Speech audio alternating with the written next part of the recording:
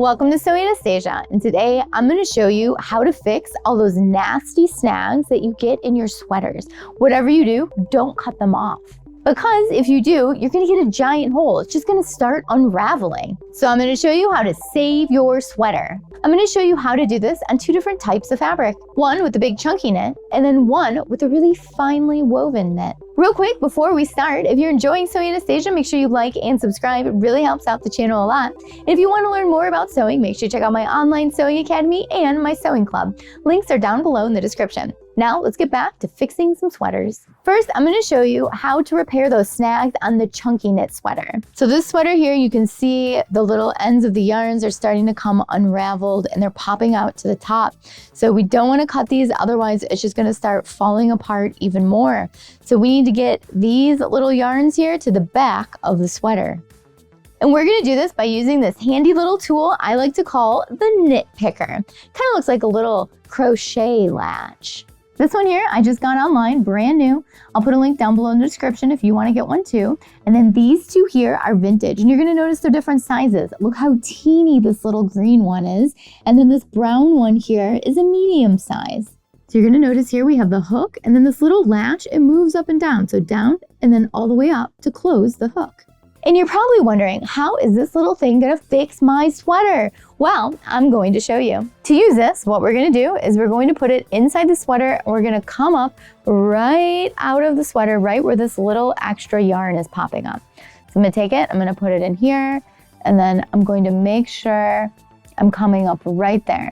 So now you can see there's the NIT Picker. So now what we're gonna do is make sure that the little loop or the yarn, whatever's on your sweater there, is in the hook. And then you can close the latch just to make sure it stays in there. And then what we're going to do is just, I like to hold it kind of tight, and then we're just going to pull it through to the other side. And just like that, it's gone. It's so easy to do. Let's do this other one right next to it. And we're just going to pull it through. Look at that.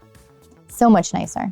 Now the sweater looks so much better, and we don't have all those extra little yarns on the outside unraveling. Now let's move on to repairing a snag in a really fine knit. Let's say you got your favorite t-shirt on and you pick up the cat and it snags your shirt. Oh, so frustrating, right? Let me show you how to fix it. And to do this, we're going to be using a different tool. It's called a snag nabbit. Say that 10 times fast. The link for this is down below in the description as well. Now let's take a close look at it. And when we take a close look at it here, one end is pointy and sharp, and the other end is rough and textured. Kind of looks like sandpaper. So we have a little snag in this jersey here. So what we're gonna do is take the pointy part of the needle, and we're gonna go down right where that snag is, and we are going to stick the needle through the fabric, and then very carefully, we are just going to pull, and then what it does is it takes that little snag and it pulls it to the back. Check that out. No more snag on the fabric.